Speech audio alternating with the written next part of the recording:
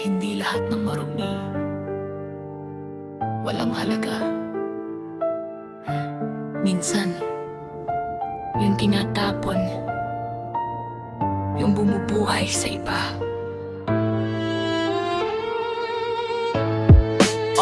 Sa likod ng usok at tambak na kalat, may buhay na pilit bumabangon sa hirap.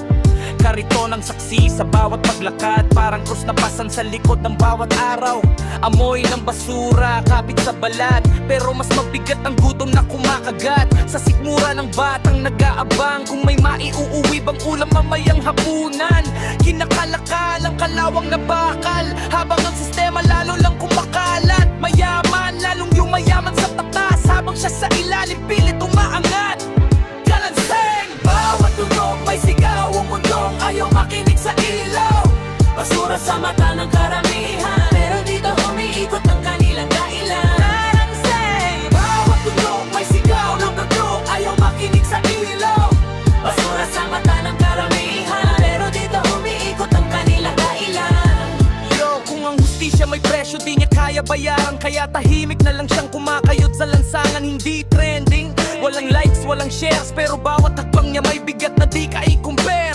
Habang ang iba nag-aaksaya ng sobra, sa bawat piras pinupulot na parang obra. Recycled ang mundo pero hindi ang pagtingin, kasi kahit anong linis marumi pa rin sa paningin. Nakayuko sa lupa, hindi dahil sa hiya, kundi dahil doon may pag-asa pa siya. Sa bawat lata tinatapon ng iba, may konting barya na pwedeng gawing himala. Sino ba talaga ang marumi sa eksena? Yung kamay na may grasa o utak na bulok sa sistema? Kung pwede lang timbangin ang dignidad, hindi siya talo sa kahit sinong malamangan.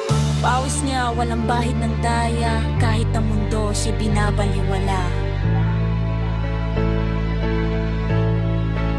Hindi siya bayani sa libro ng kasaysayan, pero araw-araw may digmaan na nilalaban. Walang barel, walang sandata, pero tibay ng loob, yun ang bala. Habang ikaw naka-aircon, reklamo init siya sa ilalim ng araw, halos di na makapikit. Habang ikaw nagtatapon ng tirang pagkain, siya umaasang baka pwede pang pulutin at gawing atin. Hindi lahat ng mahirap tamad, madalas sila pa ang masipag na nilalamangan ng sistemang bulok at baluktot na daan. Kaya sino ba talaga ang dapat husgahan? Kalansen! Bawat tunog may sigaw ng mundong ayaw makinig sa ilaw.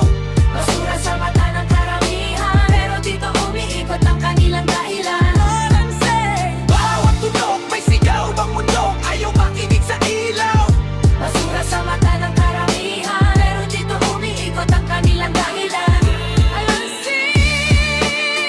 Bawat tunog may sigaw, ayaw makinig sa ilaw. Basura sa mata ng karamihan, pero dito kagiritan, pangahirap, kaliren. Respeto, pakinggan niyo, buhay